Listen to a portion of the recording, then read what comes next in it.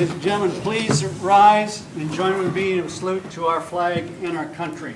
I pledge allegiance to the flag of the United States of America and to the republic for which it stands, one nation, under God, indivisible, with liberty and justice for all.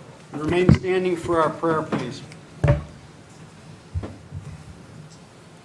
Almighty God, we give you thanks for your work in our city. Please help Guthrie's leaders before you and its citizens to have vision, courage, and unity to make a positive difference in our community. Please continue to provide for the needs of all who live here and help us to be welcoming to newcomers, showing hospitality to all we meet. May our thoughts, words, and deeds be acceptable to you during tonight's meeting and after we walk out the door. And finally, Lord, we ask that you bring help to all those whose lives have been changed in our state and in our country by recent storms. With gratitude in our hearts, amen. Amen. Thank you, Pastor.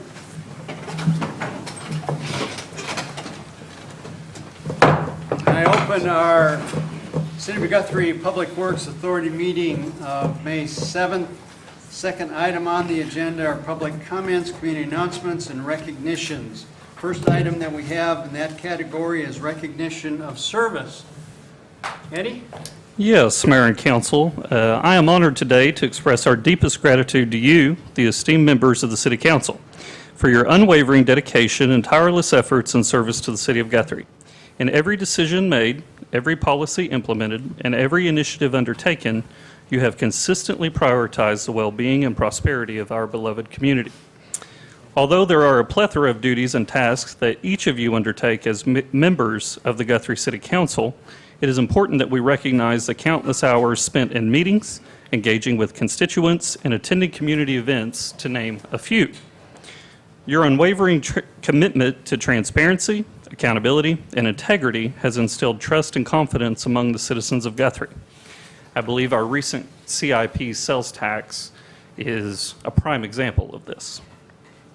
As we reflect on the achievements of the past and look towards the opportunity of the future, we would like to take a moment to express our sincerest appreciation to each of you, our Guthrie City Council. Your dedication, perseverance, and selfless devotion have undoubtedly made a profound and lasting impact on the fabric of our city.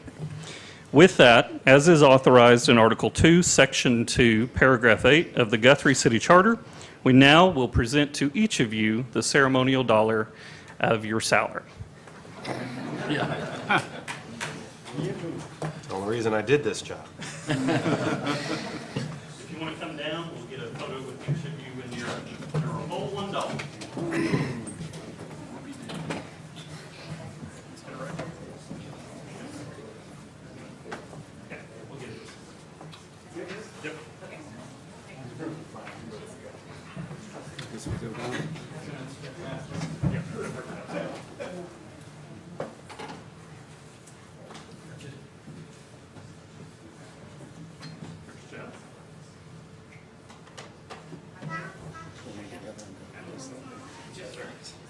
You want to step right up?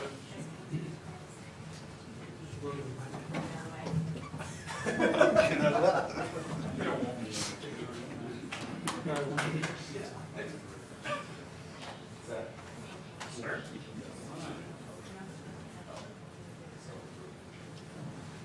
Smile. I'll smile.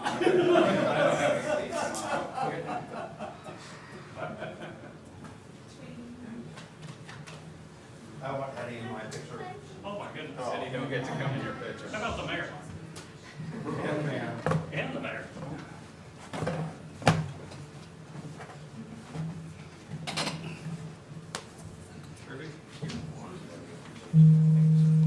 Just stay there.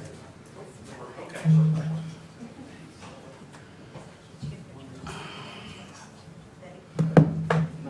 I got sworn in with 4 other people at the same time, but the dollar I get by myself.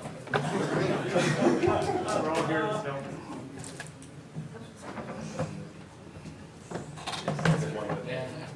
It's like Easter, one with it.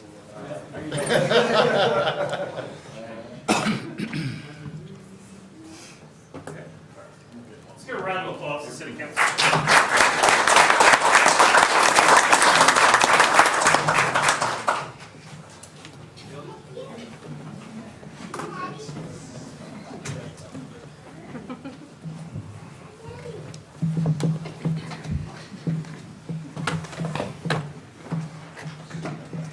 thank you very much for that recognition. And, I speak for all of the council when we say we don't do it for this dollar. We do it for those people out here and those watching throughout the city of Guthrie. That's why we do it. That's our mission. It's our passion. So thank you for this recognition, though. Yes, sir. Thank you. National Police Chief, or Police Week proclamation.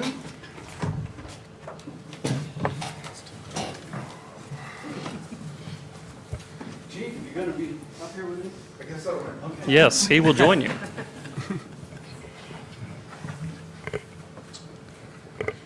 Want a dollar too? All right, this proclamation reads, May 12th to the 18th, 2024 National Police Week. Whereas there are approximately 800,000 law enforcement officers serving in communities across the United States, including the dedicated members of the Guthrie Police Department.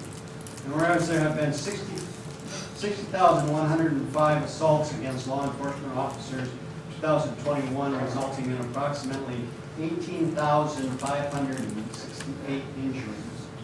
And whereas since the first recorded death in 1791, more than 23,000 law enforcement officers in the United States have made the ultimate sacrifice in the line of duty, including 3 members of our own Guthrie Police Department.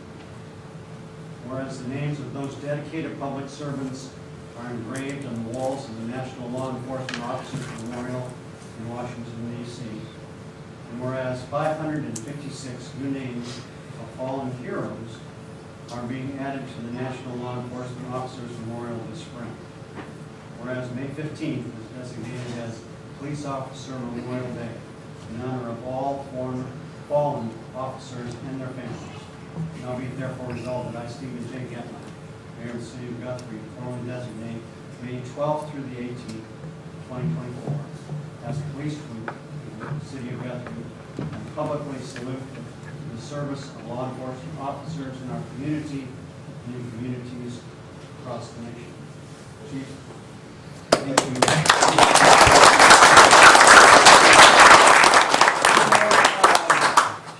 you. Weeks or days like yesterday, we all recognize the great work that all public servants do, but especially the police and fire department. But you know what? They deserve that every single day because they're there for us. Thank you, Chief. Oh, usually? Smile.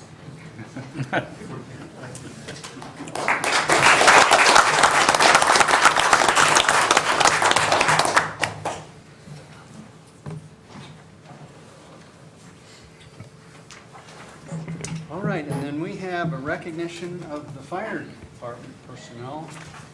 Chief, you handling that or? No, unfortunately, it's me. Okay. Yeah. All right. My name is Drew Heimer. I'm lieutenant on blue shift with the fire department. I want to thank you, council, from the fire department for allowing us a few minutes to recognize some individuals. I didn't prepare anything written like you guys did before, but just like our jobs, we're going to show up and get it done. Over my 16 years that I've been here, the last year has been trying in some areas with the fire department, but it also morale and the positivity that we have at the station hasn't been higher. One of the reasons is you, City Council. 2 is Chief Lawson. And the individuals that we want to recognize tonight are part of fostering a new culture of positivity and serving the citizens. So tonight we want to recognize 5 individuals. They've completed their 1-year probationary period to where now they are considered firefighters, not rookies. They will get shields replaced with their number for their appropriate shift and have the R. They'll be able to take it home, frame it, whatever they want to do.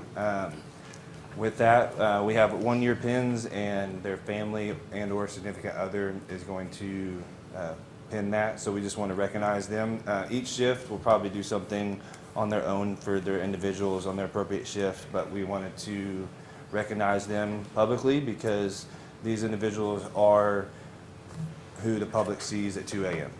when they have their emergency. These are the guys that are on grass fires over the last year, structure fires, car fires, special events, 89ers Day, Lazy E, EMS calls, and a lot of sleepless nights. As I call them up, their significant other family will come up. Once they're all up here, then we'll do the pinning. Okay? Firefighter Kaylin Gross. Firefighter Zeb Robbins. Firefighter Jake Zerden. Firefighter Jake Logan. And firefighter Mason Davis. And if those who are going to pin, if you want to go ahead and come up. And as they're doing it from the department, guys, I want to thank you from the department and personally for everything that you've done over the past year. Like I said, not only the hard work you've put in, but the culture that you guys are helping foster. And don't ever lose that drive and that determination, the hard work, okay? Because it's paying off and it's going to pay off more in the future. Appreciate you guys very much. Lieutenant Hunter.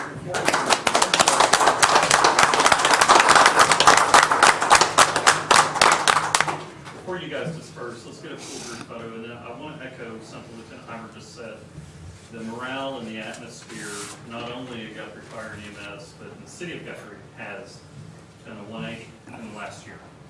And that is a testament to each of you, the city council, and our staff, as well as Chief Lawson. So thank you for being a part of that change. We do appreciate you very much.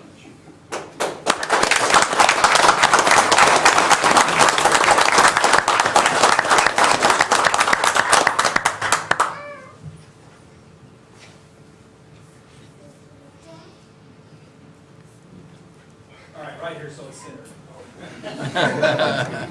1, 2, got it. All right.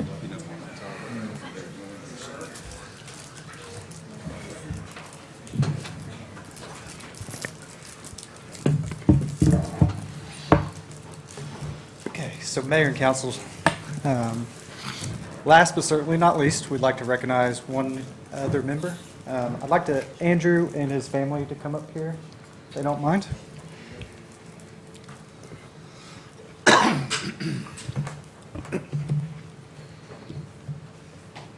Andrew has served in the United States Army since 2011 and has been a member with the Guthrie Fire Department since 2016. Andrew was deployed the last 9 months in Djibouti, Africa. Not only does he serve to keep this country safe and free, but he also serves to protect the citizens of Guthrie. His dedication to this country and the citizens are unmatched. Also, we would like to recognize his family. The Collier family, like many others, makes a significant sacrifice. It is never easy having to go several months without a father or spouse. We express our deepest gratitude to the Collier family and their support and sacrifice.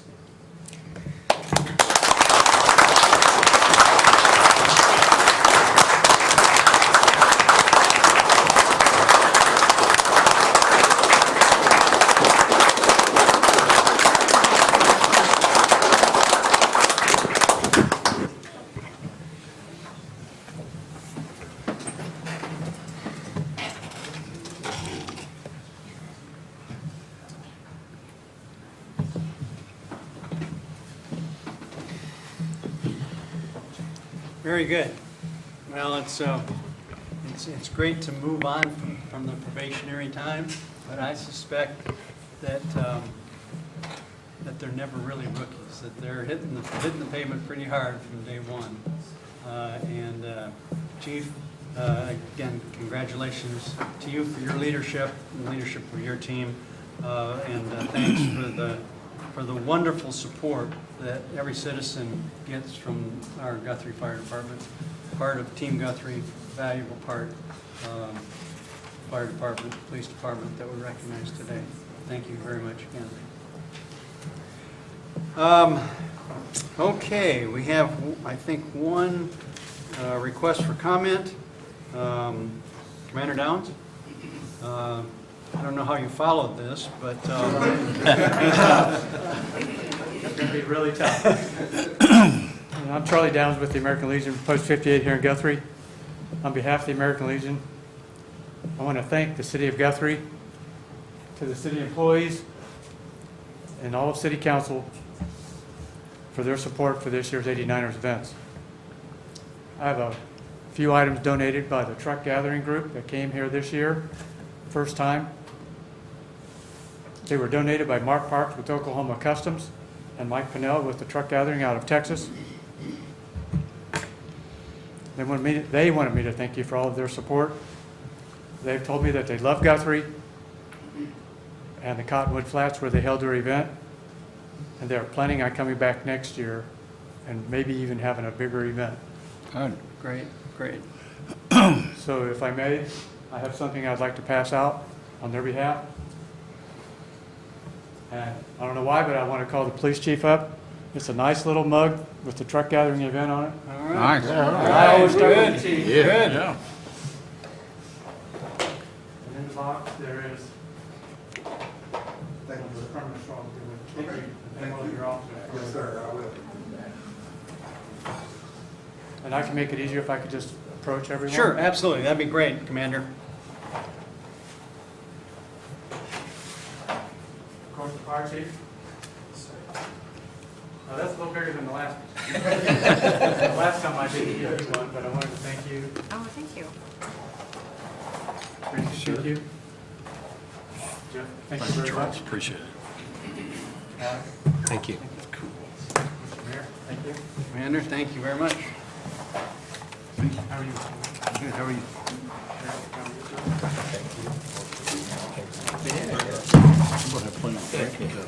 Thanks, Charlie.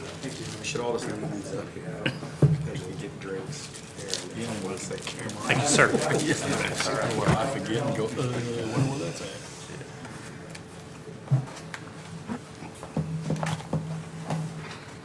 But I'd also like to introduce Carrie Fryer, who was the chair of the 89er committee for this year's 89er event. I'd like to introduce Carrie Fryer. Carrie? Welcome. Thank you guys so much. We really appreciate all the support this year. It was a great event and look forward to next year. Bigger and better.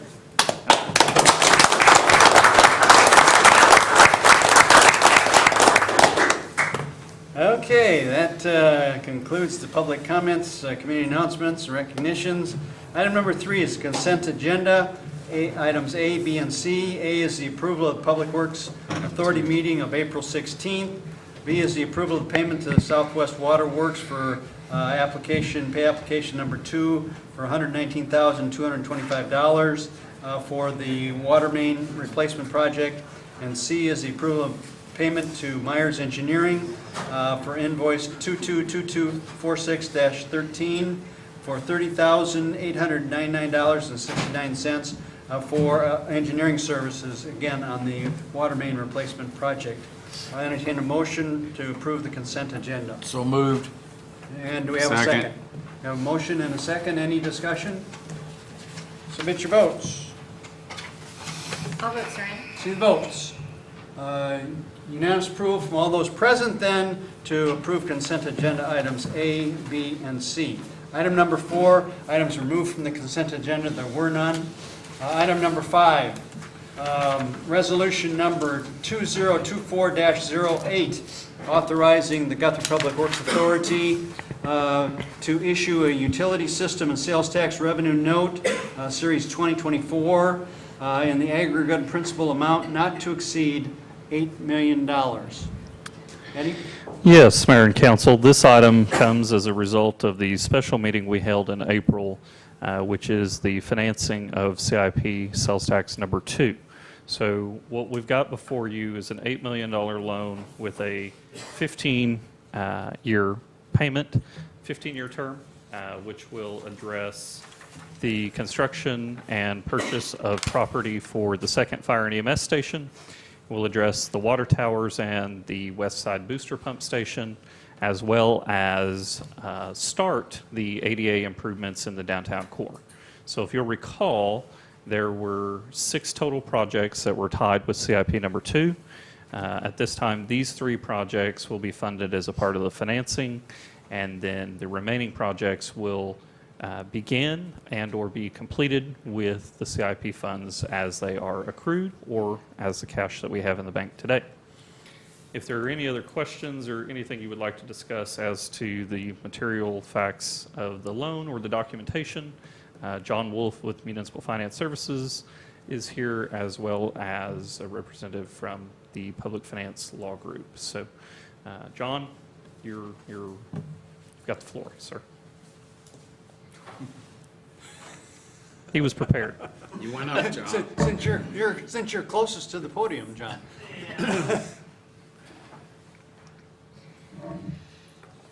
You probably wouldn't expect, I'd just be glad to answer any questions, but I can certainly talk as. You went up. Yes, we went up as far as the size of the transaction. When I say we, management actually increased the size of the transaction. We're just purely the avenue for you to obtain the financing. When we met with you before, everyone certainly remembers we were looking at a lower dollar amount. We were looking at a shorter term. And since that period in time and talking with city management and looking at trying to address your projects as needed, knowing that you, as Eddie, the city manager, has just stated, that if you are wanting to address those projects today, we were asked to increase the loan amount to look at a $8 million financing that would do more projects than we were looking at before. And we would extend the term. Your sales tax term was extended to 2046. We looked at extending the term to 15 years, lowering the payment. The interest rate that we discussed at the last meeting on the $5 million 10-year term was a rate provided to us by F&M Bank at a 4.95%. If you were to extend that term to 15 years, just like any financing, the longer the term, typically the higher the interest rate. So in working and discussing this with F&M Bank, which is the only bank that we spoke with, we also talked with RCB, Rogers County Bank out of Claremore. They have multiple branches throughout the state. They're the only 2 banks that look at giving you the option to prepay. We discussed this at the last meeting. Nobody knows, and I don't know how much less I know now since the last meeting, what's going to happen with interest rates. But there were only 2 banks that we have had bid on transactions over the last probably year that offer a very generous prepayment option, with F&M offering the most generous prepayment option, which is you could decide to pay this off in 6 months and they would not charge you a penalty. And they do that on all their loans. But they were aggressive in that they had given us a 5.25% rate a couple of weeks back after we had asked for them to look at a 15-year term. And although the market's kind of gone up after that point in time, it's tailed off a little bit the last day and a couple days. They said they would still maintain, they would keep their 5.25%. And once again, you could prepay this. You can prepay this anytime you want, in part or in whole. And what's key in part, That's good. is that you could decide as you look at each 6-month payment period. And I posed this to Barry. I said, "What would that be okay to prepay every year or every payment?" And he said that we would just take it off the top. And so, in talking about this scenario with the city manager, I think this is almost a revisit every 6 months and see where you're at, where the market is, but also what your sales tax collections are, because Certainly, you want to have the ability, as part of your budget process, is if you have collections that are more than a very conservative projection that we provided going forward, you could pay down on this as you please to save interest. And this is the only bank that we know of that actually allows for you to do this at this dollar amount. And it's great that they're a local bank, but they purchase transactions throughout the state. And so that's where we're at from a financials perspective. But we would be glad to answer any questions that you have or that you may have of your city manager. That's a pretty exciting option that gives opportunity. I think that's a good addition. Mayor, something I'd like to throw in there. The reason we came back with the $8 million figure was this would allow us to, one, get started on the water towers and the booster pump station without using the cash in the bank. So it leaves the CIP cash in bank for Owen Field, the other commitments which have already been detailed, and then as well, there's a little over $1 million that we can utilize towards the pool and or aquatic feature. So the cash in the bank we'll use on those projects. These financed funds will allow us to move forward, get those other 3 projects done. And something that's important to note, when Kim and I first started discussing this, we wanted to keep that annual debt service under $1 million a year. Well, that was quite the tall order. Mr. Wolf has helped us get there. Our annual debt service, the highest it ever gets, is under $1.1 million a year. So on the low year, the first full year of CIP sales tax collections, we collected $1.2 million. The high year, we collected almost 1.8. So this is still extremely conservative as to what we could be asking for, and John, as well as the department heads, can attest to this. I am not going to do anything that I think is even remotely risky, especially not as it relates to the sales tax and these projects that we've put out before the public. So, Kim, if you have anything to add, we've discussed, we've gone over this with Mr. Wolf, and we're at a point now where these projects can move forward. We keep our annual debt service under that threshold in which we've discussed. The interest rate is a little higher, and so we've lost that positive arbitrage that we were previously talking about. But as Mr. Wolf said, the rates have fluctuated many times since that special meeting in April. So that was the reason for the delay and why you didn't see it at your regular meeting, your regular second meeting in April, and that's why we're here tonight. What's the monthly service on this type of loan? The monthly debt service? Yes. Well,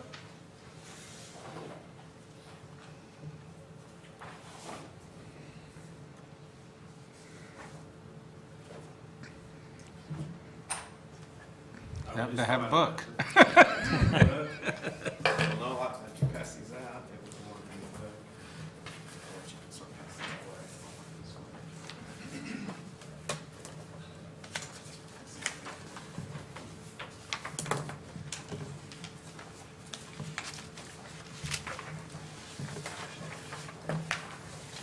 Brian, I would have actually thrown out a number, but I think the key page is to look at page 5, which is taking your existing 2 notes that you have that you're using this sales tax for, that we just had extended to 2046.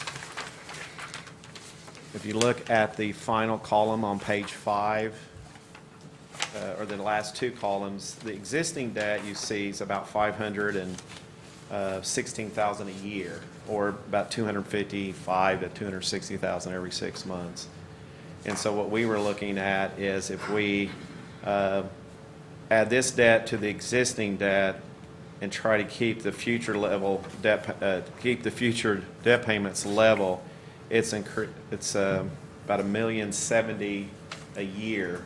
It was our target, and that's what Eddie was addressing. Was we're going to try to keep under $1.1 million, and at this rate, this term, we're there at $1,070,000 a year. that takes you out through 2039, or basically a little under 15 years. So, and Kim and I, our goal is that at least once a year, probably during the budget season, we'll explore the opportunity of the city council, the Public Works Authority, making an annual principal payment. So if we do have those really high years, and we're bringing in 1.7 or 1.8 million bucks, we can pay that principal down and hopefully eliminate some years and some interest off this note. And that's one of the best proponents of utilizing a local bank and having the relationships that we do, because you don't get that option anywhere else. So essentially, for those who say, well, if I decide to I get a 30-year loan and I start wanting to pay extra principal payments with your mortgage company, your payments remain the same unless you do a full restructuring. In this case, if you look at the last principal amount on page 5, you have $522,000 in a principal payment.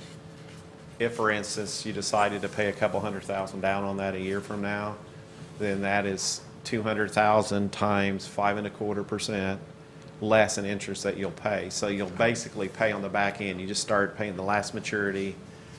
Everyone may say, well, yeah, of course that's how it works. But for those of you who don't see this every day, that's how it would work. That you would just take it off the back end, and you would pay that much less interest. So. And Questions from the council? Mr. Wolf? yes. Ready? No? I do need to point out one thing. There are two different engagement letters that will be approved as a part of this resolution.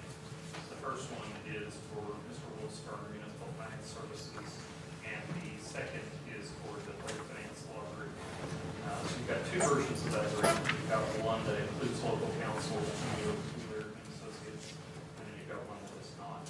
So your motion will need to approve either with local counsel or without.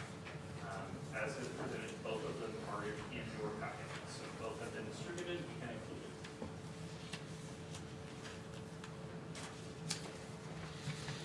Everybody understand that?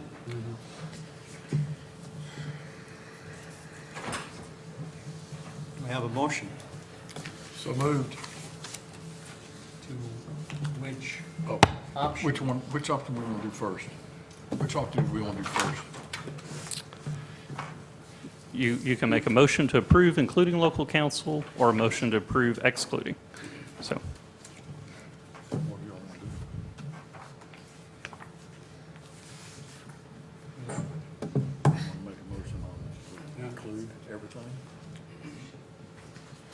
So you make a motion to approve with local counsel? Yeah. That's Okay, what let's I'm do hearing. that. All right, I make a motion to approve the local council then. With local counsel, costs included. Correct. And that's on page 2. 2.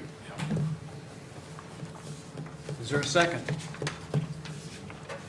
I'll second it. We have a motion and a second.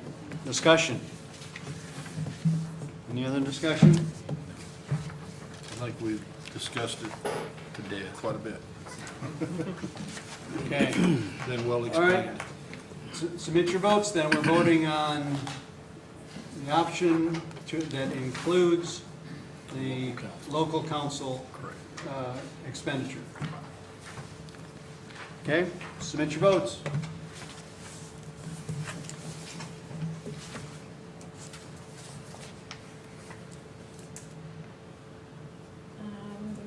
Vice Mayor. Vice Mayor. Vice Mayor, All votes strength. see the votes. Unanimous approval then from all those present to approve resolution number 2024-08, including local legal expenditure. That is the last item on our Public Works Authority, and I adjourn our Public Works Authority, and I open our City Council May 7th. The second item on our City Council agenda is the consent agendas, items A, B, and C. A is the approval of the special City Council minutes of April 11th. B is the approval of City Council minutes of April 16th.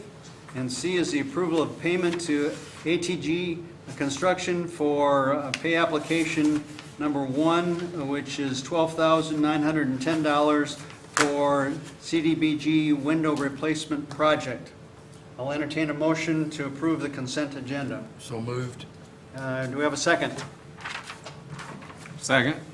We have a motion and a second. Any other discussion? Submit your votes. All votes are in. See the votes. Unanimous approval from those council present, then to approve consent agenda items A, B, and C. Item number 3, items removed from the consent agenda, there were none. Item number 4, resolution number 2024-09, approving the incurrence of indebtedness by the Guthrie Public Works Authority, continuation of the discussion that we just had concerning the $8 million financing. Is there any other discussion or questions from the council? Eddie, do you have any other comments that you'd like to make? No, sir, I do not. So moved. Second. I have a motion and a second. Any other last minute questions? Submit your votes. All votes are in. See the votes. Unanimous approval then to approve resolution number 2024-09, the indebtedness of the Guthrie Public Works Authority up to $8 million. Item number 5 is retail strategies presentation, discussion presentation concerning the future economic development strategies for the city of Guthrie. Yes, I'm just going to do a short introduction. Clay Craft with Retail Strategies is going to come up and discuss some economic development efforts for Guthrie. Okay. Clay, it's all yours. Thank you, Shonda. Mayor, Vice Mayor, Council, Eddie, thank you for having me here tonight. I appreciate the hospitality you've shown me so far and enjoyed the beautiful weather today. So.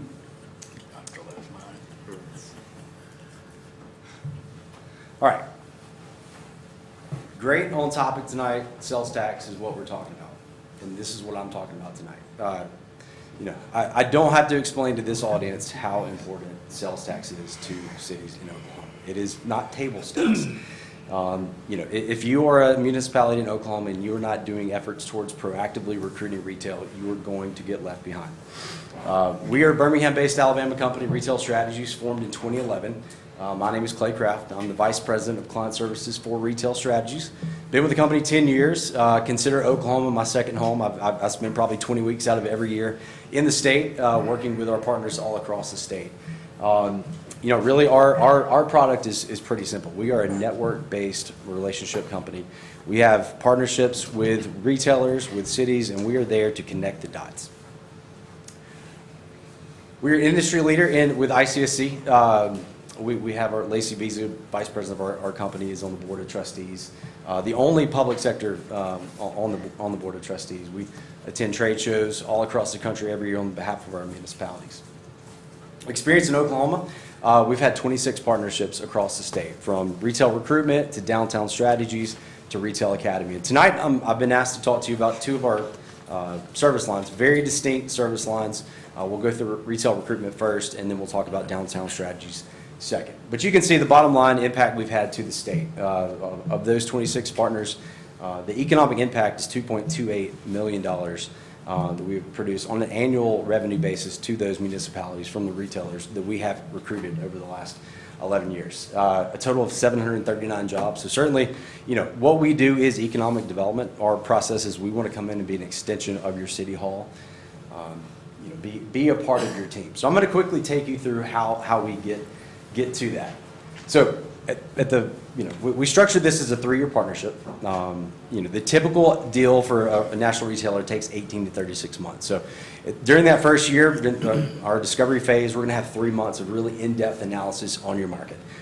You may be very familiar with your demographics, but it's very important for my team to get entrenched. What we want to do is we want to understand your market through the eyes of retailers. You probably think of your cities, Guthrie, Oklahoma, population roughly 11,000 or so. But what we want to get down to and what makes the market move for retailers is separating your consumers from your constituents. A lot of that's through mobile data analysis, which I'll show you a little glimpse of tonight. But we're going to talk about custom trade area, gap analysis, peer analysis tool. So just a quick back of the math, back of the napkin numbers look here. We'll do a full deep dive analysis, but based on the main retail drivers in your market, I've got your custom trade area pegged at roughly a 31,000 population. So that is separating your constituents at 11,000 to your consumers, 31,000. Your Walmart has actually got a trade area by itself of 50,000. But we want to dig down and find what that core consumer is. The average age of those consumers is 39 years old, and the average growth rate is 2% over the next 5 years. Very, very strong growth rate for the region. A big part of our front-end analysis is this mobility data. I've got the full suite of data on all your national retailers. Some of your, I would say based on the size of your municipality, a lot of your retailers are punching above their weight. They're doing really good sales volumes. You look at that compared to the gap numbers that I'm about to show you, you can see there's a compelling story to tell because your trade area that you are selling to is so large and so vast. You don't have enough retailers to keep up with the demand, and really the foot traffic numbers prove that. From a trade area standpoint, you're leaking about $169 million a year in potential sales to capture. Some specific categories to look at here, you can see grocery. You got a $39 million leakage in grocery itself. Restaurants, $9 million. I think there's some bigger gaps to fill than $9 million, and the numbers don't always tell the tale of the tape. And general merchandise at $33 million. A peer analysis, this is just a slide example, but a sample. This is a tool that we've created on our own. So what we would do through this process is we would compare the city of Guthrie to other communities in the region. What we're trying to look at is we're trying to find your demographic peers based on your population, your household income, your growth rate, and your market supply. From there, we are able to tell how many retailers are in each one of those peer communities, and it allows us to pitch your market in a little bit different light than most retailers are accustomed to. Kind of our secret sauce is we're going to come in and treat your market as a shopping center. So everybody in our industry is either tied to a specific property or a specific tenant. We come in and say the city boundary of Guthrie, Oklahoma is now our shopping center. We really don't care where you land in the market. We just want you to come into the market. So that allows us to work with every single one of your property owners and allows us to work with every single retailer.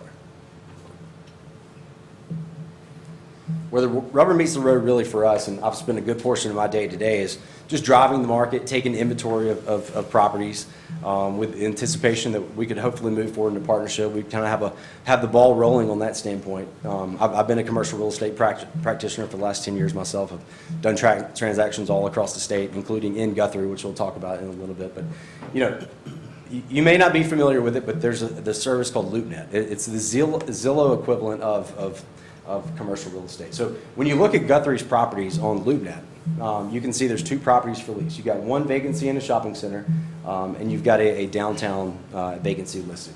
But from a national perspective, you really don't have anything that's out there visible to retailers, brokers, and developers that are looking for deals. You look on Craigslist at your for sale properties. We've got 2 properties that are listed for sale. Both are fully vacant. One's a fully occupied shopping center and a net lease Walgreens. So really, what you're putting forth into the world that outsiders can see is not a lot of inventory. So part of our process is going to be coming in, and like I said, I've already got the ball rolling today, is taking inventory of any potential property that has national retail potential in your market. So that could be a ground-up development site, that could be a redevelopment site, that could be a local store that maybe it's the rundown tire shop on the best corner in town that we might be able to provide a kind of a golden parachute for that small business owner to move on to some other things and bring in national retail. I would say a 4% sales tax collection rate. The lowest national restaurants doing about $1 million a year. Chick-fil-A is now averaging $9 million per year. So, if you look at the sales tax collection, $1 million a year, restaurant, that's bringing in $40,000 to your bottom line. Following up things like the fire and the police, those are paid for by sales tax. So, what we're here to do is build those building blocks for the national retail, and ultimately affects your bottom line. These are just a couple of the properties that I inventoried, and this was before we came to the market. These are all representatives of potential properties that we think have potential for national retail. The next step in this process during our discovery phase would be a void analysis, and really it's finding every retailer that is growing in the region that is not in your market. And we're not just here to give you a plan. We're here to actually put the plan into action. So at the end of our 90-day discovery period, we're going to give you a retail recruitment plan that's going to kind of lay out the framework for the partnership. But we have a dedicated team and a dedicated staff that takes this plan and implements it on your behalf. So no one from the city side has to lift a finger. We're doing this completely on our own. We're making phone calls, emails, trade show visits to these retailers, trying to pitch your market in the best light, showing them actual real estate opportunities. A quick look at the deliverables. Within that first 60 days, we're going to give you a marketing guide that can be used by your staff. We use it to, let's say we're pitching a property that's not listed, that's potentially for sale. We'll send this market guide that gives the retailers kind of a snapshot of your market. That discovery phase I mentioned, 90 days in, will encapsulate our plan, and then the market analysis. But really going forward is where the rubber really meets the road. So we use a project management tool called Basecamp. It's just our online portal to keep all of our salient conversations and documents for the partnership. And then on a quarterly basis, we're going to be presenting to you quarterly business reviews. So, we have a format where we can give you a redacted version that can be shared with council. It's very important that we stay in front of you and keep you informed of every single thing we're doing. And we'll be in the market every single year. If we were to move forward with the partnership, our real estate team will come back into the market within the first 60 days, meet with all of you, talk about some big visions, some plans, and complete that real estate assessment. We're very busy right now gearing up for our trade show in Las Vegas. It's the biggest real estate trade show in the world. About 40,000 attendees will be there this year. It happens at the end of this month. But we attend trade shows all across the country. The big shows for Guthrie is going to be the Red River State Show that's in January and the ICSC show that's coming up. This is your dedicated team. Of anything else, this is what I'm most proud of. We maintain a very strict client to staff ratio of 5-to-1. We've got 48 dedicated employees on our retail strategy staff. I manage our recruitment team. Your dedicated team would be Cam South, Portfolio Director, Jack Blankenship, Retail Recruitment Coordinator, and Ashton Rosen, Communication Coordinator. So you're going to have 3 dedicated staff members just working on your community, and you've got a full marketing team behind that. So it's very important for us to stay staffed up so we can give you the looks and the dedication that you need. So just to recap, 200 years of collective experience within our office. We were actually started from a real estate brokerage and development company.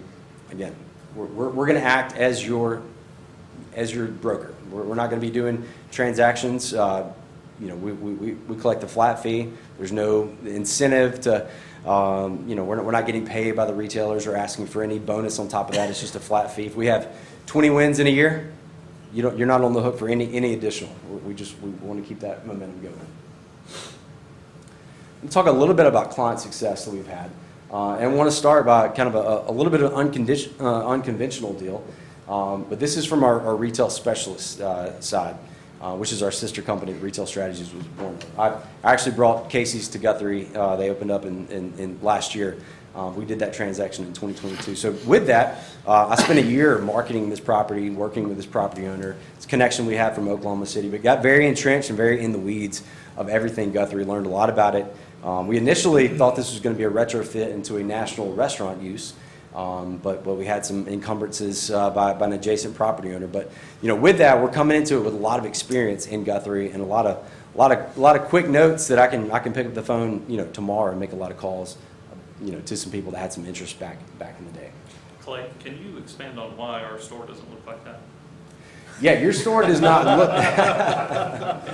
Casey's does plan to have a retrofit of that existing store.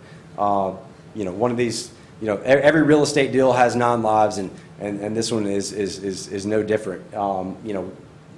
We took this listing on thinking it was completely free and clear, and so did the property owner. But once we ran a title search, we got contacted by Walmart's attorneys that let us know that The south entrance to this property is encumbered by Walmart. So therefore, anything Casey's does and anybody for the rest of eternity on this property will have to get permission from Walmart to do it. So Casey's most likely is just hung up in a procedural approval from Walmart, but they do have plans to retrofit their store to make it the nice new clean version. That was the plan all along. But that's totally aside from what we're doing from a strategy standpoint. It was just happenstance that we did a deal in Guthrie, and just from the experience learned a lot about your market, which we were very, very pleased with. I want to talk about just a couple partnerships we've had in the region. Stillwater was one of our best partnerships we've had in the state.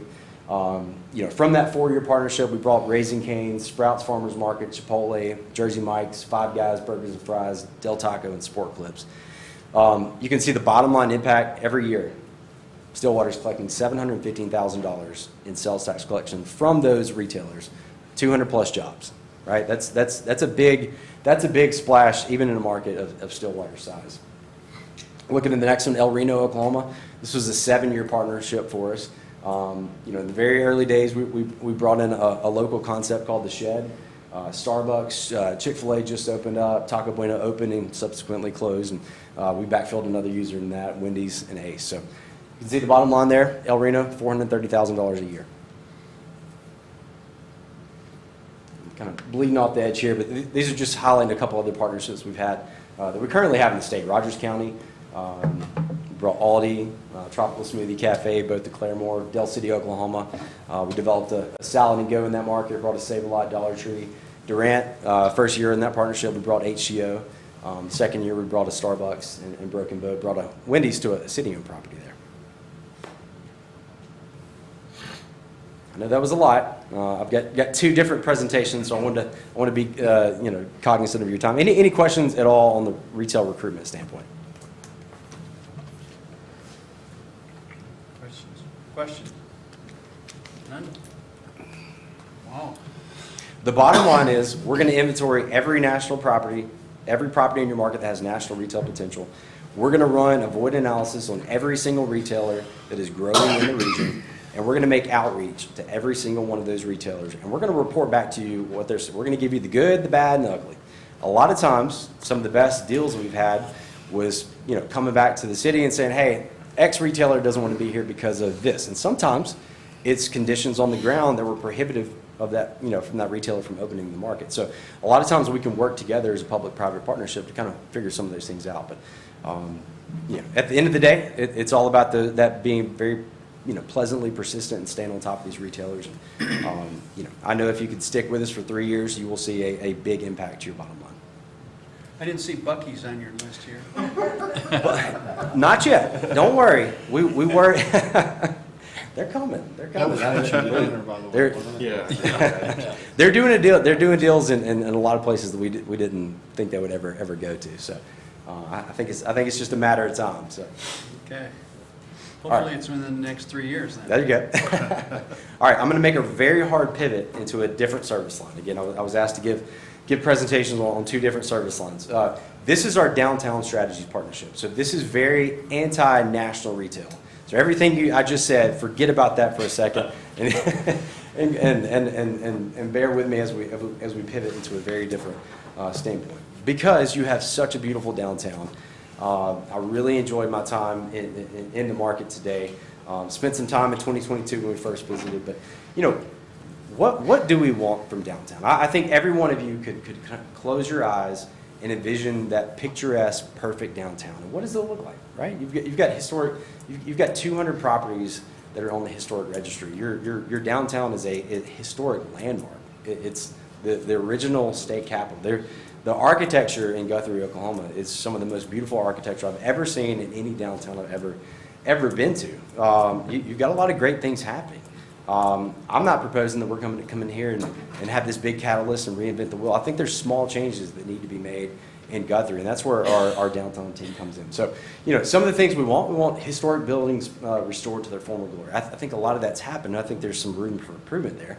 Storefronts that are filled with thriving businesses. You've got a lot of great boutiques and a lot of great businesses downtown. Vibrant sidewalks, beautiful streetscapes. A lot of these things are certainly happening. But if we're thinking about, okay, what do we need to do next? Are we doing anything at all for downtown? That might be the first question, or is most of it happening organic? If it's happened organically, kudos to you, because again, it is a beautiful downtown. But traditionally we think about, okay, well, we want all those things in our downtown. We might not have them. So naturally we are conditioned to, okay, we need a plan. The typical, plan that a city goes through is either a comprehensive plan or a master plan. Those are typically 100 to 200 page documents. They're $100 to $200,000 in cost. And you end up with this 200-page document that literally tells you everything that you could do in your market. What's the problem with that? Well, you're kind of left stuck with, what do we do next? And that's a very common story that we hear from municipalities, that even if they think they have the capacity and bandwidth to do it, a lot of times you're just left with, where to start. And that's where we come in. So we are here to guide you through a step-by-step. So the difference between a comprehensive plan and our plan is comprehensive plan, think 20 years down the road.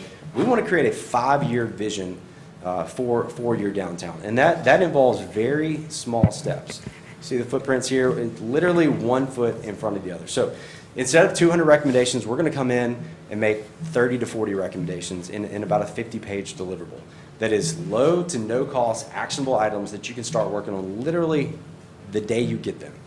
And that is important to us, because so many times these strategic plans and comprehensive plans just sit on they sit on a bookshelf in City Hall, and nobody really knows where to even start. So think of our plan as a bite-sized plan. I mentioned the 5-year time frame. We're going to tell you what you should do. So we're going to give you 30 to 40 recommendations, and within that first year, you're going to work with our implementation team to select 5 that we together are going to guide you through. So of those 40 recommendations, we're going to move forward in the first year with 5. Over the course of a 3-year partnership, we're going to select 5 more every single year that are these small incremental changes. They're built around the Main Streets principles for downtown development. So our process is going to be discovery, strategic action plan, and implementation. So the first part of discovery is the cornerstone here is the strategic visioning workshop. This is where our downtown team is going to come to Guthrie. They're going to spend time with our core downtown team. They're going to do a market walk. And then most importantly, I think for Guthrie is going to be the stakeholders meeting. And this is all interested parties, all concerned parties, all gather, property owners, business owners, all gather under one roof, share ideas. We're going to take that feedback and we're going to package it up in a way that we can move forward. If you're working off a comprehensive plan, which I'm not quite sure if you are or not, but we're going to take everything that you've done here to this point and really distill it down into ways that can be moved forward. And we're going to add our own plans to it. The next step is going to be the strategic action plan, and again, this is that 30 to 40, recommendations. The 4 pillars of Main Street are policy and administration, design, tourism and promotion, economic vitality. So within those 4 pillars, there's a lot of recommendations that we could potentially make. We've got a lot of clients that we work with all across the country, that we've got a lot of great case studies to pull on, and we've got some successes in very similar situations that downtown Guthrie is up against right now. Our downtown practitioners have been in your shoes. Jen Gregory was the Main Street director for downtown Starkville, Mississippi. I don't know if you've been to Starkville, Mississippi, but they have a beautiful, vibrant downtown, and it's all because of Jen. She took the same principles that she is applying with our downtown strategies product, and she implemented it 10 years ago. And Starkville, Mississippi is a completely different town now because of it. Here's our partnerships that really span the country. Again, you can see every one of these partnerships we are building and adding to our repertoire of case studies and recommendations. So we've worked with about 120 downtowns across the country over the last 4 years. And we're excited about the next leg up. This is just kind of a breakdown of so you can see the differences between our plan and traditional plan. Again, I mentioned the long-term visioning. We're going to break this down into bite-sized bits, and really within the first 9 months, you're going to have your actionable strategy. We're going to help you build your local action teams, and we're literally going to hold their hands through this, help them form policy. We've got templates to basically anything you would want to happen in downtown. We've got a template and a strategy that we will walk your team through implementing. couple case studies I want to point out. Snyder, Texas, one of our first partnerships.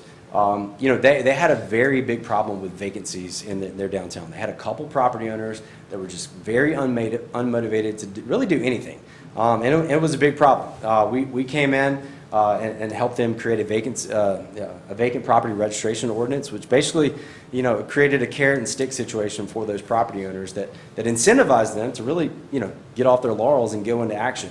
It's been very successful in Snyder, Texas, and several other cities we've worked with. Portales, New Mexico, same type of situation. But theirs was very heavily focused on tourism, which I know you are known for your tourism element. It sounds like you've got a lot of great events that are happening on the weekends, and maybe not so much at night. And we got some strategies to activate your downtown at night too. So, just a couple of the case studies we worked with across the country. Here's kind of the outlay for our strategic downtown strategies partnership. $45,000 a year in that first year. That's where we're going to do the strategic visioning workshop around the 3-month mark, strategic action plan around the 6 to 9 month mark, and then we spend that back half of the 3 months putting that plan into place with your team. Beyond that, it reduces to $25,000 because we're just taking that same plan and we're putting new items into motion. So we're going to take 4 to 5 new strategies that were originally formed in that first year, and we're going to help your team put those into motion. I know that was a lot. Thank you for bearing with me. Probably talked so much that you don't have any questions, but happy to answer any questions or thoughts, comments, or concerns.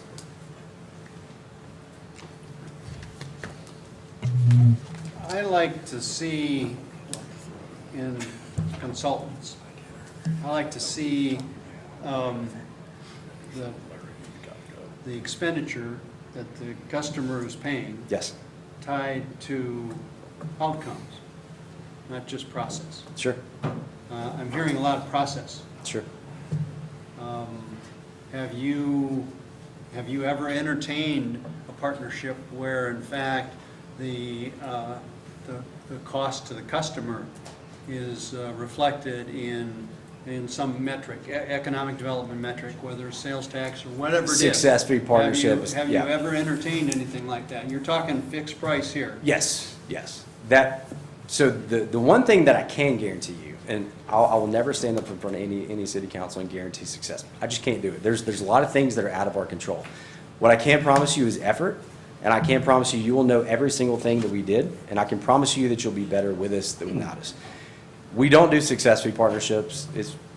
It creates situations that are out of our control because, again, the typical retail deal, we're talking national retail deals, we're pivoting back to retail recruitment. That's 18 to 36 month process. We've done a few success fee partnerships, but that is kind of on the tail end of a long-standing partnerships, and we're just trying to, potentially unwind some deals that we started maybe the previous 2 years. So. Okay, thanks, Clay. So what is the total cost?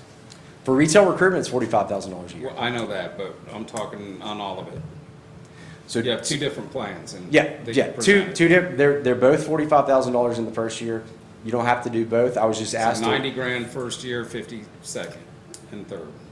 Correct. If you were to go forward with both partnerships, we do have municipalities that do both service lines. But you certainly they're not a package deal. You could just do downtown, or you could just do recruitment. So yeah. I'd give you enough time to get Buc-ee's here. Hey, I'll start to work tomorrow if you want me to. Well, we need both of these, is what it feels like. Yep, that's what I'm thinking too. So what if, for whatever reason, we were going, this was a terrible decision? Yeah. Seriously, it happens in contracts. Absolutely. What's the out clause? In our retail recruitment contract, we've got a 6A clause that you can get out anytime for any reason. As long as we don't default, you can get out anytime for any reason. So if we default, we'll pay your money back. And what about the other one? The other one, we don't refund the money. But if we default on our contract, which we've never done, and I can stand here and firmly promise you that we would not. But no, our contracts are scheduled as 3-year partnerships because I want to go into the front end saying if we're going to partner with Guthrie, I want it to be a 3-year. I want us to all have be on that same page. Now, if you're just extremely disappointed with our effort, which I promise you won't be, you can opt out at the end of that first year. But I want the mindset to be, if there was any inclination that this was just a one-year partnership, I would say save the taxpayers' money, because I can promise you, we cannot, even if I started working today, I cannot have a retailer open within 12 months. It's just, there's so many things, the real estate committee, there's so many processes that retailers have to get through that I can just guarantee you we will not have a retailer open in the first year. But I can guarantee you, you'll know where you stand with basically every prospect that is a fit for this size market. Would you go over the cities you spoke of over dinner that you're in partnership right now in this area? In the state? Yeah, in the state, Del City, Oklahoma, they've been our partner since the beginning. El Reno, Oklahoma, Edmond was our very first client. Broken Bow, Durant, Woodward, Guyman, Grove, Stillwater. Thank you, Stillwater, Rogers County, And today, Tulsa. and Tulsa. Yeah, that's a very this week partnership. That's our largest partnership in the country. We've got a retail recruitment partnership with Tulsa. There's more I'm missing. 26 total partnerships across the state, but we are well heeled in the state of Oklahoma and got a great track record and a lot of success. So. Any other questions? No. This is just presenting what product. That's right. Correct. The product is, the partnership is. Yes, absolutely. Yes, Mayor and Council, if you have any questions or if there's anything further, Clay's going to hang around after the meeting. Anybody would like to visit with him, either from the public or from the council, he's here for that. Again, this was informational purposes only. We're not asking for any action tonight. But we've been having some conversations, and Clay, as they were closing the transaction on Casey's, we had a conversation and look forward to a potential partnership. So, thank you, Clay. All right. Absolutely. Thanks, Clay. Thank you. Thank you, Clay. Item number 6, ordinance number 3409, rezone property at 120 West Lakewood Drive, application 24-003. Dan. Thank you, Mr. Mayor, City Council. As you indicated, this is over south of town off of West Lakewood Drive at the corner of South Sooner and Lakewood. To the west is Camp Drive. It's a request to go to an R2 PUD. There's two properties that are included with this. There's a 2.3 acre property and a 0.7 acre property. The applicant is wanting to put a home on the existing property that already has a home. It's zoned R1, and then they were looking to put a similar home on the other property. So instead of going through a straight R2 rezone, which would allow for 2 houses on one property, but not having any control mechanism, I recommended that we go through the PUD process so we can put some controls on it. So down the road, somebody can't develop, 3 acres with an apartment complex type of thing.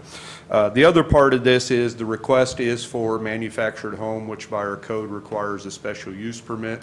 So again, since we're having to go through the same process for both, we lumped it all together into one process into the PUD. You have the staff report, and you also have the pictures of the homes that were provided in that, so I'm not really going to go over that. There was one letter of objection that was submitted, which again was also in the packet that was provided to you. The Planning Commission did recommend approval 4-0 of the planned unit development to allow for the planned unit development be limited to the total of 3 housing units. The two proposed homes are allowed to be manufactured homes as shown in the application. The Planning Commission added a condition, or added to that condition, that the homes must be on a permanent foundation, and any replacement of the homes in the future can only be replaced with new homes. And then the approval allows for 2 units on the 2.3 acre parcel, and then the last one is just the standard provisions if there were to be any changes to the PUD itself.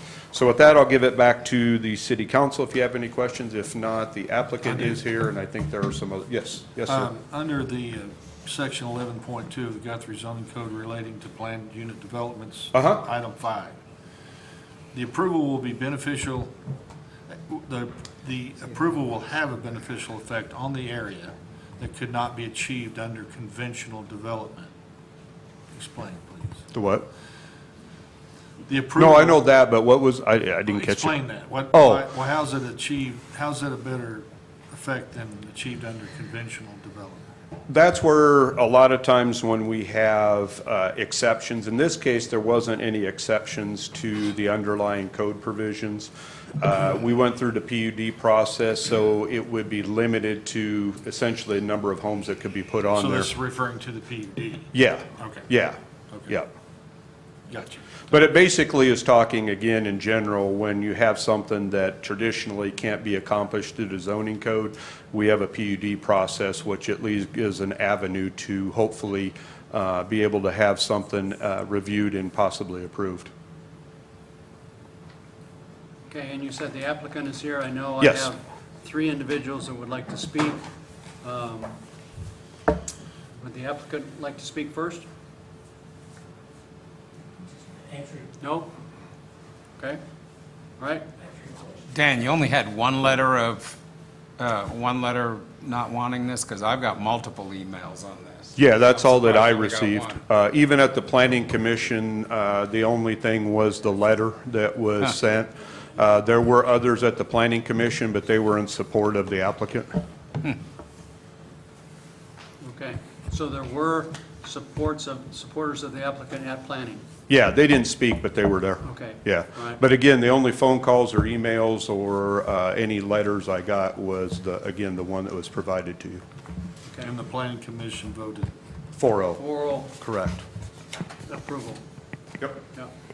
Okay, and in no particular order, just the way that I picked them up from the table. These are individuals that requested to speak on this issue. Bonnie Terrell?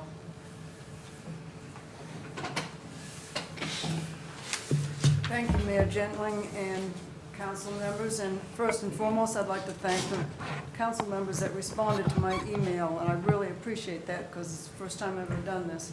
And I really did appreciate and get responses from several.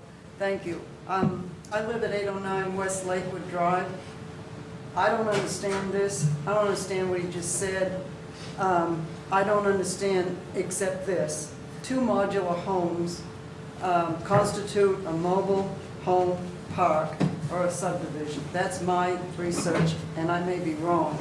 So why I believe this is a bad idea is to have an entrance to a beautiful city like Guthrie with such a tourism-based economy, to have people coming in on Sooner Road and seeing mobile homes, modular homes, affordable housing. I don't know what you call it, and I don't know what I'm allowed to say, but those are the way I recognize them. I talked with the owners of the people, one of the people that is asking to do this, because I wasn't sure they were the ones that were doing it when I was talking to neighbors about how they felt about it. And they said that they want their 81-year-old mother to live in one of these modular homes. I don't know what the other property is intended for. My question is, what happens after she's gone? Does this turn into a trailer park to be rented out? I just don't understand it. We've had this attempt before, previous attempts to put modular homes in a development in our community, and it's been denied. Lee Jackson was the person that applied for this, and it didn't happen. And the final thing that I'd like to say is, why is it, let me rephrase it. I understand that the covenant of the law is that only 300 feet from the proposed property is who has to be notified, which would include Kelly Watson, who lives to the north of this property where they want to put these modular homes. And if it wasn't for him and I knew him, I would not even know about this. 300 feet doesn't include much. One property, Mr. Watson, who I'm sure is the one that sent the letter that he just referred to. I would like to hand out, if I may, letters from neighbors that I got and signatures, if I may, that are opposed to this, and that's all I have to say. Thank you. If you take one and pass them on, thank you very much. Dan, you want to clarify the requirement to notify surrounding residences? Yeah, that's what property owners? our zoning code requires, and that's the minimum requirements by state law. Any municipality has the ability to create a, further, so if we wanted to amend our ordinances to say 500 feet or, whatever the mechanism may be, we can always do that. But the minimum that's required by our current ordinances is 300. Well, so 300 in a residential neighborhood is sufficient, I believe. But when you're talking about multiple acres, it may not be. I don't disagree at all, and like I And said, that's an that could be issue I something we could look at down the road. In other places that I've worked, it's been 300 feet plus every property that touches within that. Yeah, that's contingent. So that's something we can look at down the And road. that's driven by state law. Yeah, well, you're right, yeah, because minimum. again, the minimum, that's correct. Yep. Yep. Okay. Mr. Mitchell? That may answer part of the question that you said in your email today. Well, thank you for having me. My name is Mark Mitchell, and the property we're opposing at 120 Lakewood, as Ms. Terrell had told us before, this came up with Lee Jackson. The addresses were 318 and 326 Lakewood. This was denied. I stayed out here in front of the group. My property is at 914 Foster Road, and which is around the U-shape from that area. That was denied, and we're having the same conversation again. I don't understand why we're having this in that same area. Some of you know me, some of you don't. My father was Kenneth Mitchell, and he did most of the development around Guthrie Lake. Guthrie Lake Edition, 89er Edition, Ridgecrest 1, Ridgecrest 2. My mother lives at 1016 North Shore Drive. All of those have brick and mortar homes on it, and the covenants respect that. We're talking about making Guthrie beautiful. Does anybody think a mobile home park coming in on Sooner would look beautiful? I understand why the applicant is wanting to do this, but I am vehemently opposed to this. I think it will devalue our properties. We have one that Mr. Squires, Clint Squires, is putting probably $750,000 house right off of Lakewood and Foster. And I know he will squawk at this too. So in my opinion, this needs to be denied. A brick and mortar, I have no problem with. But a mobile home, manufactured home, it's gonna, there is no increase or appreciate in value. They decrease in value. And that the good question that Ms. Terrell had, what happens after the property's gone? Is somebody gonna scrape? No, it's gonna be a rental. And I don't think that we need that, making Guthrie beautiful. Any questions? Any questions from the council? Mr. Mitchell? Didn't think we were allowed to discuss with them. No, this is not. We can. They're responding to because of the a agenda. particular agenda item. Okay, no, I don't have any questions. So have you talked to surrounding neighbors Yep, about this? absolutely. Yes. Like she has? and- Yes, 100%. And are you getting, what kind of feedback are you getting? Negative. Huh? Negative feedback. It seems like I remember the other one that came up years back. The problem happened is only the 300 feet. Right. So we have to get I get notification it, trust me. from everybody else, or it's we find out at the last minute. That's why I'm here, to protect my investment. And I don't think anybody bought anything to see a decline in value. No. And when we have this, and especially on a hard corner, where you drive by it, if it was tucked back, you couldn't see it, that's probably a different issue. But it's a hard corner where you can see it. And Sooner, I don't know what the vehicle count is on that, but that's a gateway into Guthrie. So I oppose it. Any other questions? Nobody said they liked it that you talked to? No, none. None. And I probably have talked to at least 15 of my neighbors. And a lot of them are here today. Again, what do you? James Wade Watson, I live 816 Foster. You don't have Drive. to give your address anymore. Okay. All right. Anyway, my son lives just north of this area. Whoops. Nice ringtone. What did I do? It's your phone. It's your phone. My son lives just north of this area, and Still your phone. what's going on? My phone. I don't hear well. I think it's your son. My son. Anyway, his property is 330 by 660, 5 acres. Well, he's the only one north of there that would even get the note at 300 feet, because he's 330. So no one north of him gets a letter. And I suppose that this property we're talking about, it's got to be 660 long too. So, and maybe 2 houses down that road gets a letter, and there's nothing across the street either way. So there's only 3 or 4 houses that's even going to get a letter. But like Dan said, that's all he has to do. And I don't think that's really right. Another thing, I talked to Dan for about 30 minutes at least on the phone, and he was telling me that, well, they're more lenient out in the southern part of Logan County, and why out south of Liberty Lake, there's some trailers they let them get in out there. Well, my son used to live out there, and he had meth heads on both sides of him. I swear they were, and they stole him blind, and he couldn't get any help. The police came out and they said, well, I mean, his place looked better than the one. They said, well, what do you do that you get enough money to afford all this? He just had a regular job for OG&E, and wouldn't help him at all. They said, well, if I don't see it, I can't do nothing about it. Well, if you don't see it, if the police see it, they're gonna do something. If they don't see it, I guess there's no sense of calling them. But anyway, he moved out of there. He had to. It was terrible over there. And anybody want to go out there and look, it don't really look good, but it's not right on the corner. As Mark said, it's stuck back. But I think they really should change the law about the 300 feet.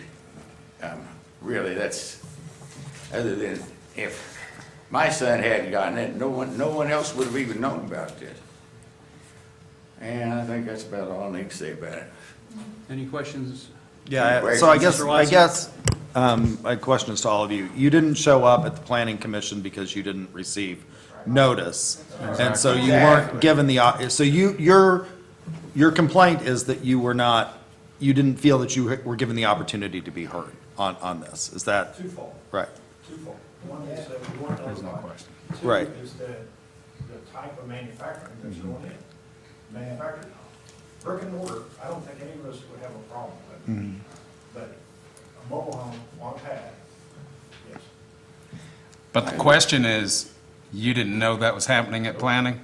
Because none were notified because they're 300 feet. I looked up on the computer and it said the difference between a mobile home and a manufactured home was in 1974.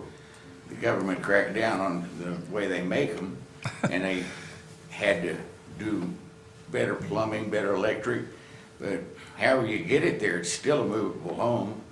I mean, maybe you don't put it on wheels, maybe you put it on the back of a truck, but one way or the other, it's still a mobile home, or if a tornado comes along. Anyway. Okay, thank you, Mr. I'm against it. I live out there, I'm against it. There's some beautiful houses going up out there. There really are. Thank you. Thank you. Is the applicant here? Would you like to speak? Just identify yourself and then, Mary Ann Loomis. why don't you pull the microphone down a little bit? There you go. Okay. Thank you. I brought pictures last time that he showed. It's a beautiful, beautiful home. It may be a manufactured home, but it's absolutely beautiful. It's nothing cheap about it. And if you drive around that horseshoe, it's probably within the top 5 is the way it looks. We paid extra to have, instead of 2x4s, it has 2x6s. It's grounded just like a regular home. I mean, they've come a long way. Even Brant came out and found us at the planning committee and told us how much better they are now, and told us You know, I'm just amazed at Well, what that I'm picture, hearing. there has been a picture that was included in the packet that all the council has. Unfortunately, I don't believe that that has been shared with other members of your community. Okay. Mr. Kelly got a copy. Would you like me to? Mr. Watson did? You saw the picture of what's proposed? No? Kelly did. Dan, is that it? It'll be an attribute to the community, really, because it's a beautiful home. Okay, all right, And my husband wants to say something. okay.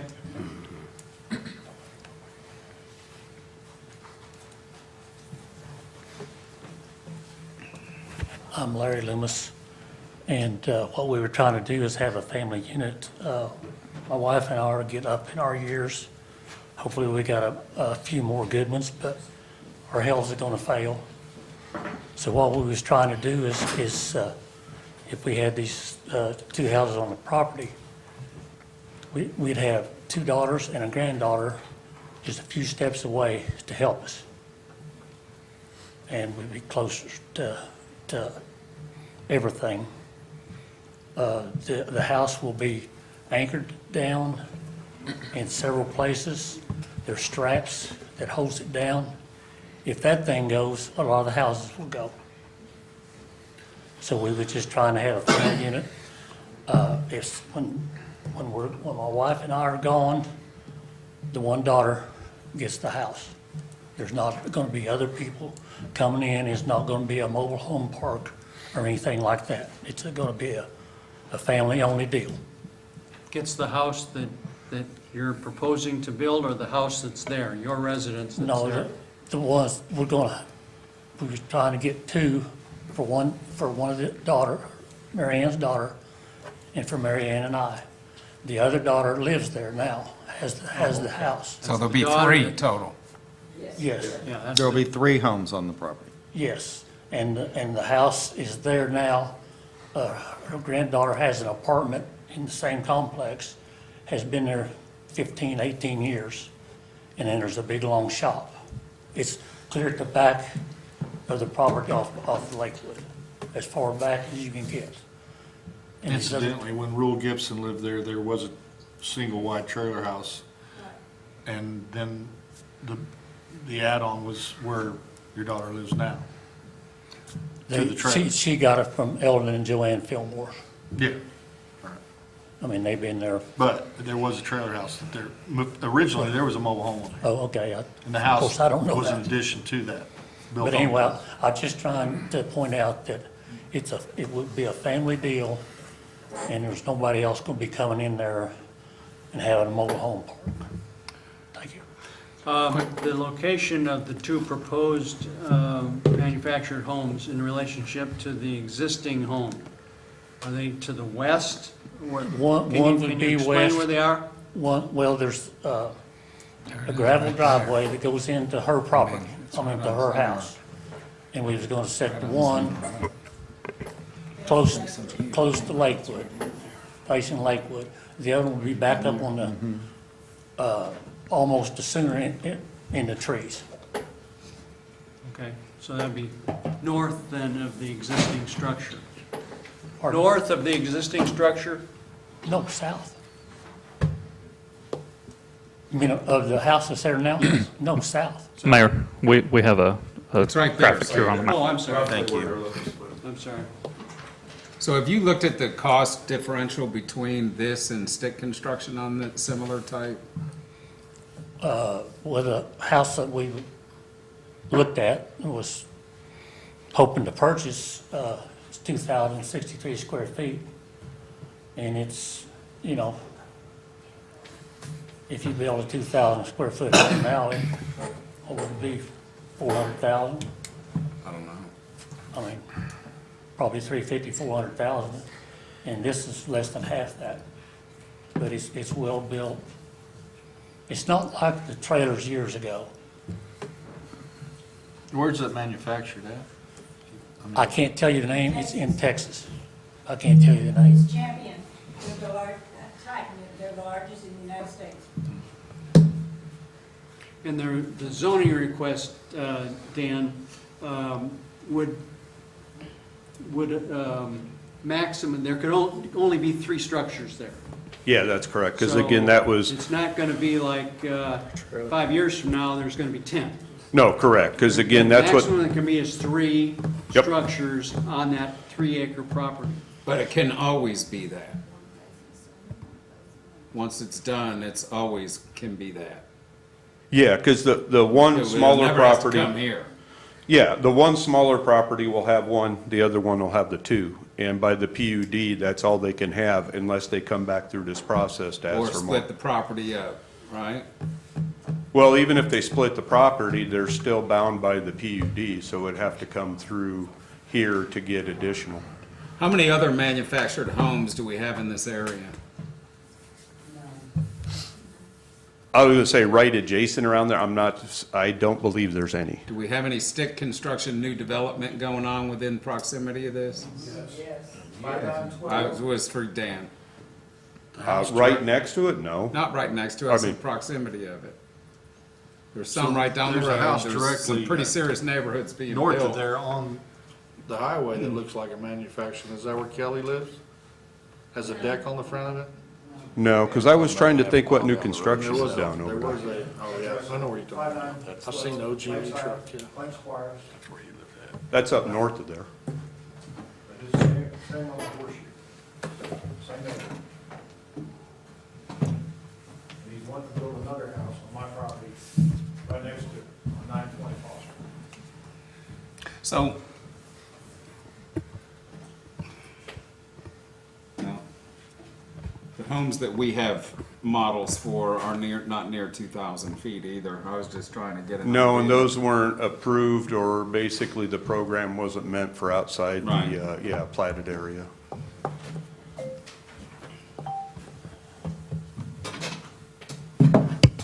Part of the problem I have is that these people didn't know to go to planning. Had they known to go to planning, we probably might not even be here. Well, we'd be here no matter what, but Well, there we might may have been be a here no different matter decision. what, but Yeah. it may have been a different planning Sure, outcome. could have been. Because planning didn't know that anybody opposed this. Mm-hmm. Were there people at the planning meeting that opposed it? No, like I said, none that spoke. The only thing that was received was, again, the letter that you received by Mr. Watson. Okay. Yeah. Because he was the only one that was notified. He was the only. No, I think we get that. Other questions? So the issue is also, with the people here who are against it, is that although this one might be a nicer version of a trailer home, the fact is that if we do rezone it, it can be torn down, and in the future, somebody could put in mobile homes, right? No, because again, it would have to be a similar house that's there, and one of the conditions is they can't bring a used one in, it would have to be new. Because all of this is tied as part of the approval, so there's no way a mobile home park can exist because the PUD limits the use to the 2 new homes that are there and then 2 houses on the one property. Let me ask my question in a little bit different way. And I'm asking you because this is the world that you live Yeah, in on a yeah. day-to-day basis. Where are the manufactured homes in Guthrie city limits? I mean, Currently. they're spread all over. We even have some in our original platted area in that. And there's, of course, modular homes versus manufactured homes. And that modular homes, by definition, usually meet the 1-2 family building code, similar to a stick-built single family. The only difference is they're built off-site. So A let me ask it a little differently then. Are we approving modular homes to be put within city limits currently? Through this process. Through this process? Yes, and we have. But I Yeah. don't remember any that have been put in through this process. Yeah, we had a couple over on And I've been Fort. here 9 years. Yeah, off of Forest Road, there's a subdivision over there that's primarily mobile homes, modular homes, so we had a couple of those. And it came here. Yeah, it was, I think, a year or 2 ago. On Forest Hills. Yeah, Yeah, that's south of Liberty Lake, that's the place I'm talking about. yeah, If my son lived in it, Yeah. it's a mess over there. yeah. Yeah, it's in the city limits. It's not at all the same I'm not saying it's the same. No, I it's was different, answering totally Councilman's different. question. So the difference between a modular home and a manufactured home is that the modular home has to meet all of the criteria as a Stick-built, yes. home. And the other, either a manufactured home or even a mobile home, only has to meet the HUD requirements, the federal requirements in that. And as the gentleman said, you know, there was, back, used to be, I think it was in the 70s, they changed a lot of the requirements and laws because prior to 1974 or whatever it was, there was not so good a construction on those type, but, you know, now it's much different. But that's the difference. And that's why per our code, it has to go through a special use permit or a hearing process. If they were going to build a modular home that met the 1-2 family requirements, they could do it by right. They would still need permission to put 2 on one property because of the fact it's zoned R1 at this point, so you can only have one dwelling unit. But they could do a lot split. Yeah, that's very true, yes. I mean, they could do a lot split. Absolutely. And that's, so I guess that's one of my concerns. So in between my terms on city council, because I'm a lawyer and a professor and I'm paid to talk, the last time anybody wanted to put a mobile home in Guthrie, I am amazed that this chamber is not filled, because they came to me and they said they want to put a mobile home in Guthrie, and what do you think about that? And they, of course, asked me to come and, you know, do what I do, which is talk. Not real good at listening, good at talking. And I opposed the mobile home, because I don't think that it keeps in the character, and modular homes, I do think can, because of the design aspect, can keep in the character. However, as you know, there is nobody who is a bigger proponent of affordable housing on this council than me. And so I am sympathetic to the need for affordable housing, which is why I think, you know, we had a breakfast and brought Positively Paseo, and we are building affordable housing. I am sympathetic to the fact that obviously a stick build is going to take longer, but I guess my question to the applicants is,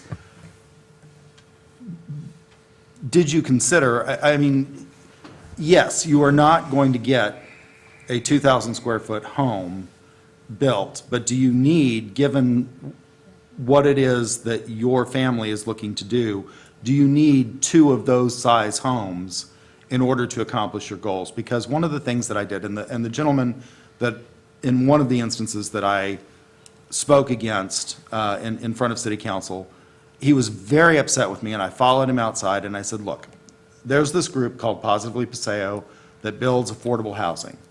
This is what they can build. Would you talk to them? And he ended up building a stick-built home. It wasn't as many square feet as the home that he envisioned, but it's a better, you know, in terms of the value that you will get, it will be a better value for you. And you may not be interested in the resale value of the home, but I can guarantee your heirs will, right? Or your heirs and assigns will be more interested in the resale value.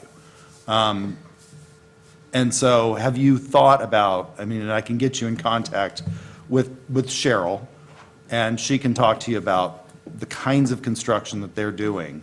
Now, you're not going to get 2,000 square feet, right? I mean, but I can show you the developments that Positively Paseo does and the builders that they use, and they're very good about doing this, and that would fit more in with the character of the community that we have. That's, so have you thought about, you know, the fact that, does anybody really need, you know, 4 bedrooms and 3 baths? I don't know.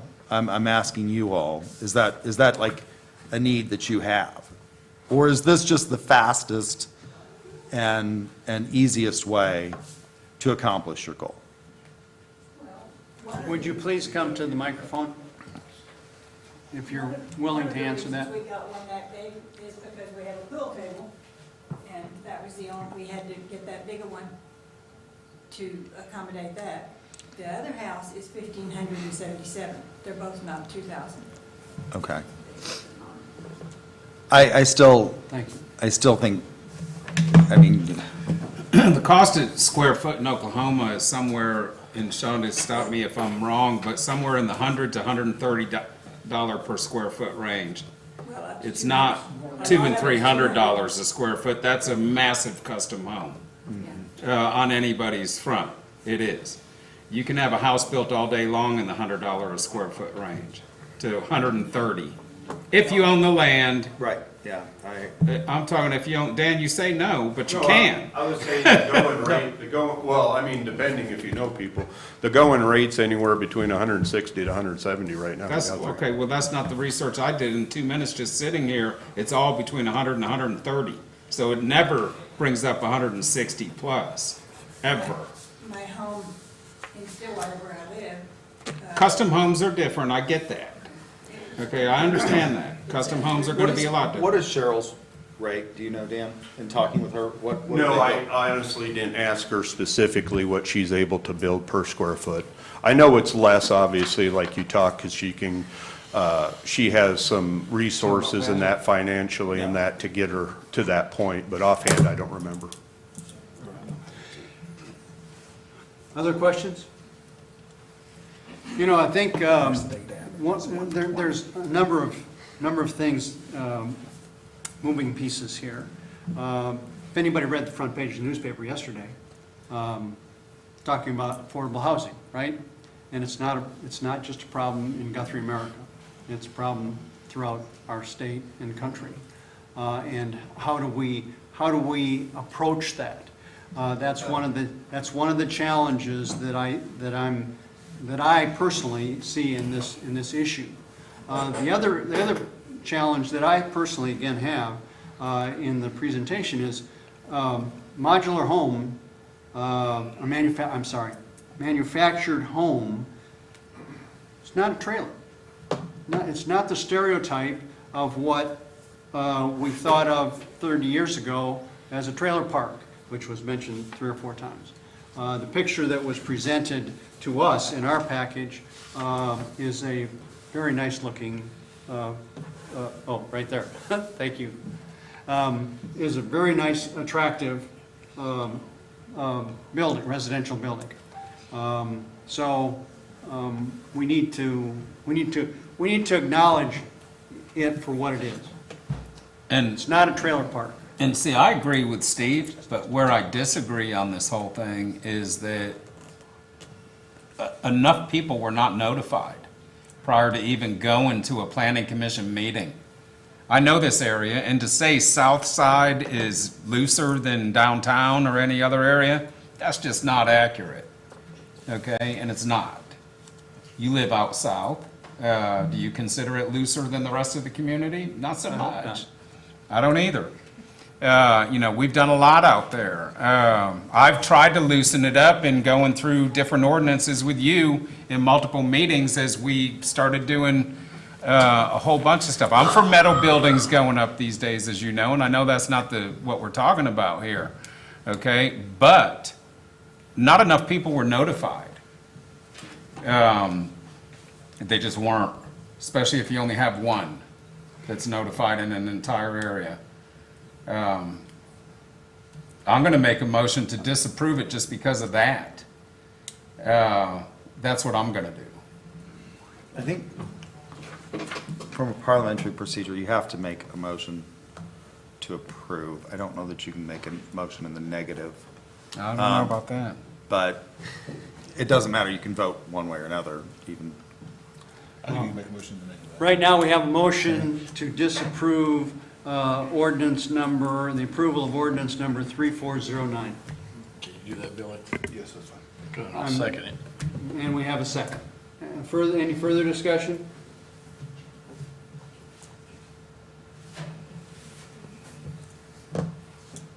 Okay, so the motion is to Deny the application. Correct. So a yes vote is to deny the application. Correct. Any other questions? Submit your. And I guess we can't state why. No. But that's another No, whole issue. you're We'll deal with. voting yes or no. Yeah, correct. Submit your votes. I'll vote Stern. See the votes. It's unanimous to deny the ordinance number 3409, request to rezone property at 120 West Lakewood Drive. Item number 7, ordinance number 3410 to rezone property at 1300 block of East Triplet Road. Thank you, Mr. Mayor. Another planned unit development. This is a property that's at the very end of East Triplet. To the north is actually county. These properties to the south are on East Triplet. And the request does have an exception to the standards, which has to do with the timing of installation of the improvements, and I'll kind of go over that. The property is, sorry, no, you're fine. It's a 5.87 acre property, and it's currently zone C2, going to I-1, which is our limited light manufacturing. And one of the main reasons for going to that is so down the road, the applicant doesn't get into that area of what is or isn't allowed within the C2 versus a manufacturing. It obviously is not going to allow any type of heavy manufacturing, but it would take away some possible issues with uses down the road. Again, you have my staff report that went over all that. One of the other things is the applicant is a local business, and so the resources aren't always there compared to others, so he had requested that some of the improvements, which is basically the driveway area from this road all the way to his building, be deferred and be allowed to have up to 18 months to do that. He would have gravel in the interim. It is an area that doesn't see a lot of traffic, and his use itself probably will not bring a lot of traffic because it's not a typical retail type use. So with that, the Planning Commission recommended approval 4-0 to allow for the multi-building commercial industrial development with the condition that the allowance of paving for the access drives be gravel, and paving for the access drives must be completed within 18 months of the issuance of a certificate of occupancy for the first building. 2, the driveway approach and the minimum parking, including ADA spaces to accommodate the first building, must be hard surfaced. And then the other was a standard condition. Again, if they have an amendment, it would have to go through this process. So with that, I give it back to the council. The applicant is here if you have any questions. Okay? Dan. Questions from the council? Excuse me, Mayor, I apologize. Dan, I want to clarify, were one of your points there that the certificate of occupancy is contingent upon the final installation of the sealed surface? Did I hear that correctly? Oh, no. What did I say? I want to make sure that that condition is in there. If we're going to allow a deviation from the rules, we need to. Oh, within 18 months of the certificate of occupancy. So once he receives the CO for the first building, he has up to 18 months to get the improvements in. Okay, and a lack of the improvements being completed would constitute a revocation of the certificate of occupancy? Yes, that is correct. Yes. Thank you, sir. Questions, council? There were no complaints from. No, we did not receive any at the Planning Commission, no letters, no emails, no calls. Is there anybody here? Yeah, the applicant is here, Mr. But Blake. no opposition is here on it? Motorcycle racing. None. No. I'll entertain it. That was the one where the dirt track was at, right? Yes. And this Yes, was the guy, yes. remember about 3 years Yep. ago? I think he came in, he was gonna put a motorcycle track in there, and I Yeah. said, no way, Jose. Yeah, that's, I believe, the same property. That's the Yes. location. Yep. So Yep. we're not gonna do that, right? No, this is going to be a nice new building for a local business to flourish within the city of Guthrie. Marble, right? Yeah, he's the marble, yeah. What do you mean marble? That's what he does. What's his name? Artistic Grant. Oh, He you're right currently is down on South end of my Division. property You're on there South right now. Yeah, he's on South Division. He's currently leasing, and so now he bought the property so they can own their own building and property. Yeah. Yeah. Well, I'll make that motion then. Okay. Motion A to lot of people want to approve. do that. Yes. Okay, we have a motion to approve. Is there a second? Second. Any other discussion? Submit your votes. All votes are in. See the votes. Unanimous approval then to approve ordinance number 3410, rezoning property at the 1300 block of East Triplet Road from C2 to I-1 PUD. Item number 8, City of Guthrie official ballot for the OMAG, Oklahoma Municipal Assurance. There are, I believe there were eight applicants. There are 2 vacancies. There are 8 applicants. The city received letters requesting consideration from 2 of the 8 applicants who also happen to be the incumbents. I would support the continuation of those 2 individuals, Mr. Bailey and Mr. Stevenson, both city managers. Yeti, I'm sure you know them. Yes, sir. Well respected in the state, and one is a CPA actually, so that's also a great background. So I would move that we nominate Mr. Bailey and Mr. Stevenson as our 2 nominees from the city of Guthrie. So moved. Second. Motion and second. Any other discussion? Submit your votes. All votes are in. See the votes. Unanimous approval then to support the nominations of Mr. Bailey and Mr. Stevenson to the continuation on the OMAG Board of Directors. Item number 9, City Manager Report. Yes, Mayor and Council, I will distribute my city manager report via email and post on the city's social media by the end of the week. Good deal. All right, good. Item number 10, comments from members of the City Council. Councilman Robb. I was just excited to hear the presentation today. I appreciate that. One of the main reasons I got on council was for the downtown revitalization, so I'm really hoping we can move forward with something. I know today was just a presentation, but I'm really looking forward to that. Other than that, that is all I have. Thank you. Councilman Taylor. I agree with that. I think that's great. I want to see the downtown start being revitalized. We've got some buildings that, well, we'll leave it at that. Anyway, and we've got a young lady and her husband are building homes down in this area, and that's great. That's just awesome. The downtown area is starting to revitalize. 89ers was successful, and Red Brick Nights, I didn't realize we had that nice big setup where on the stage. I think that's fantastic. So staff, thank you guys. I know all of you work hard at everything you do, so I really appreciate it very much. Councilman Williams. The key points of that presentation were visualize what you want. And we all can identify with that. Having lived here all my life and seen it go from brick to metal facades back to brick and all this, and there's a lot to do, and you got to start with planning. So I'm happy to move forward with that. Whatever the city manager says we can afford, we'll do. I bet that Kim will have something to say. Councilman Guthrie. Yeah, I want to, again, recognize both our chief of police and fire. You guys do a heck of a job, and your staff, I think, conveys that to us outside of just what you guys do, through their loyalty and their commitment. Seriously, you guys are awesome. And I do like the presentation also. I like them so much more on not just downtown revitalization is Guthrie as a whole.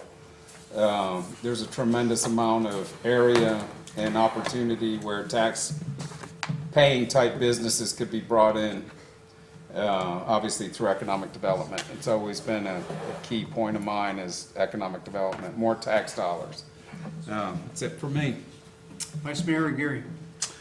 I want to thank Your Honor for your absence during 89ers. I immensely enjoyed the power that I had as acting mayor. It was really, really wonderful.